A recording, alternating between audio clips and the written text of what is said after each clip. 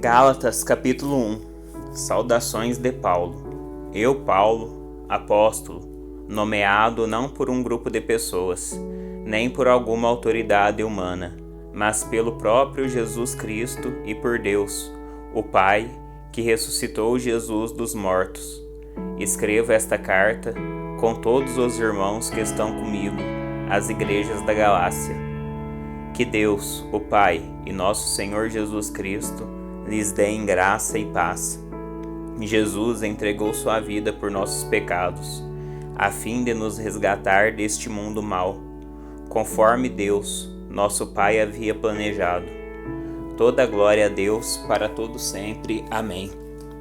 Admiro-me que vocês estejam se afastando tão depressa daquele que os chamou para si, por meio da graça de Cristo.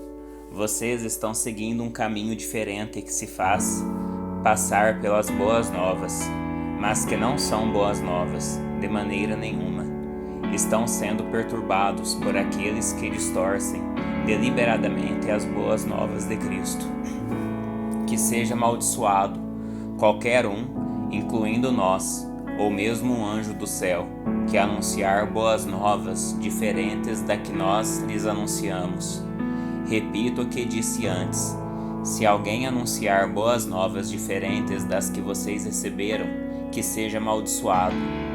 Acaso estou tentando conquistar a aprovação das pessoas? Ou será que procuro a aprovação de Deus? Se meu objetivo fosse agradar as pessoas, não seria servo de Cristo. Irmãos, quero que vocês entendam que a mensagem das boas novas por mim anunciada não provém do raciocínio humano. Não a recebi de fonte humana, e ninguém a ensinou a mim. Ao contrário, eu a recebi por revelação de Jesus Cristo. Vocês sabem como eu era quando seguia a religião judaica, como perseguia com violência a Igreja de Deus. Não media esforços para destruí-la. Superava muitos dos judeus de minha geração, sendo extremamente zeloso pelas tradições de meus antepassados. Contudo, ainda antes de eu nascer, Deus me escolheu e me chamou por sua graça. Foi do agrado dele revelar seu Filho a mim, para que eu o anunciasse aos gentios. Quando isso aconteceu, não consultei ser humano algum. Tampouco subi a Jerusalém para pedir o conselho daqueles que eram apóstolos antes de mim. Em vez disso, fui à Arábia e depois voltei à cidade de Damasco. Então, passados 3 anos, fui a Jerusalém para conhecer Pedro, com quem permaneci 15 dias. O único outro apóstolo que vi naquela ocasião foi Tiago, irmão do Senhor. Afirmo diante de Deus que o que lhes escrevo não é mentira. Depois disso, fui às províncias da Síria e da Cilícia. As igrejas em Cristo que estão na Judéia ainda não me conheciam pessoalmente.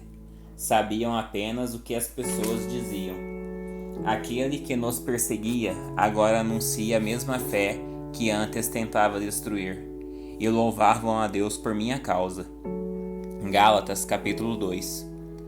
Os apóstolos aceitam Paulo. 14 anos depois, voltei a Jerusalém, dessa vez com Barnabé, e Tito também nos acompanhou. Fui para lá por causa de uma revelação.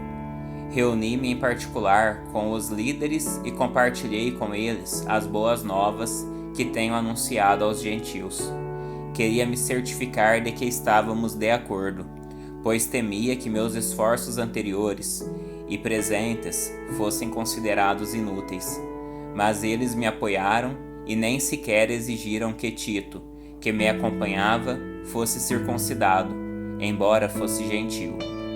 Essa questão foi levantada apenas por causa de alguns falsos irmãos que se infiltraram em nosso meio para nos espionar e nos tirar a liberdade que temos em Jesus Cristo. Sua intenção era nos escravizar, mas não cedemos a eles, nem por um momento, a fim de preservar a verdade das boas novas para vocês. Quanto aos líderes, cuja reputação a propósito não fez diferença alguma para mim, pois Deus não age com favoritismo. nada tiveram a acrescentar àquilo que eu pregava. Ao contrário, viram que me havia sido confiada a responsabilidade de anunciar as boas novas aos gentios, assim como a Pedro tinha sido confiada a responsabilidade de anunciar as boas novas aos judeus. Pois o mesmo Deus que atuou por meio de Pedro como apóstolo aos judeus, também atuou por meu intermédio como apóstolo aos gentios.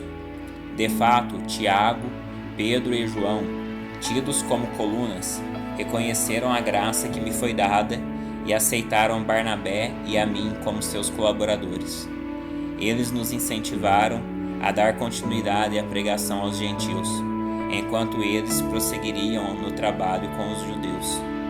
Sua única sugestão foi que continuássemos a ajudar os pobres, e que sempre fiz com dedicação. Mas quando Pedro veio a Antioquia, tive de opor-me a ele abertamente, pois o que ele fez foi muito errado. No começo, quando chegou, ele comia com os gentios. Mais tarde, porém, quando vieram alguns amigos de Tiago, começou a se afastar, com medo daqueles que insistiam na necessidade de circuncisão. Como resultado, outros judeus imitaram a hipocrisia de Pedro, e até mesmo Barnabé se deixou levar por ela. Quando vi que não estavam seguindo a verdade das boas novas, disse a Pedro diante de todos: Se você, que é judeu de nascimento, vive como gentil e não como judeu, por que agora obriga esses gentios a viverem como judeus? Você e eu somos judeus de nascimento, e não pecadores, como os judeus consideram os gentios. E, no entanto, sabemos que uma pessoa é declarada justa diante de Deus pela fé em Jesus Cristo, e não pela obediência à lei. E cremos em Cristo Jesus, para que fôssemos declarados justos pela fé em Cristo, e não porque obedecemos à lei. Pois ninguém é declarado justo diante de Deus pela obediência à lei. Mas se a busca da justiça por meio de Cristo nos torna culpados de abandonar a lei, isso torna Cristo responsável por nosso pecado? De maneira nenhuma. Se, pois, reconstruo o antigo sistema da lei, que já destruí, então faço de mim mesmo transgressor da lei. Pois quando procurei viver por meio da lei, ela me condenou. Portanto, morri para a lei a fim de viver para Deus. Fui crucificado com Cristo. Assim, já não sou eu quem vive, mas Cristo vive em mim. Portanto, vivo neste corpo terreno pela fé no Filho de Deus, que me amou e se entregou por mim. Não considero a graça de Deus algo sem sentido, pois se a obediência à lei nos tornasse justos diante de Deus, não haveria necessidade alguma de Cristo morrer. Gálatas capítulo 3. A lei e a fé em Cristo. Ó Gálatas, insensatos! Quem os enfeitiçou? Jesus Cristo não lhes foi explicado tão claramente como se tivesse visto com os próprios olhos a morte dele na cruz? Deixem-me perguntar apenas uma coisa: vocês receberam o Espírito porque obedeceram à lei ou porque creram na mensagem que ouviram? Será que perderam o juízo? Tendo começado no Espírito, por que agora procuram tornar-se perfeitos por seus próprios esforços? Será que foi à toa que passaram por tantos sofrimentos? É claro que não foi à toa.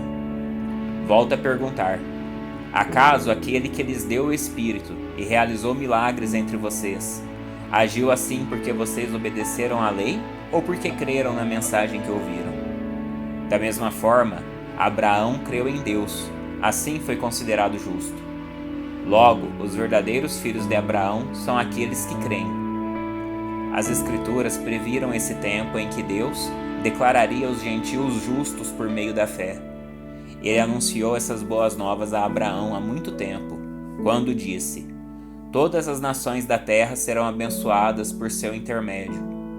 Portanto, todos os que creem participam da mesma bênção que Abraão recebeu por crer.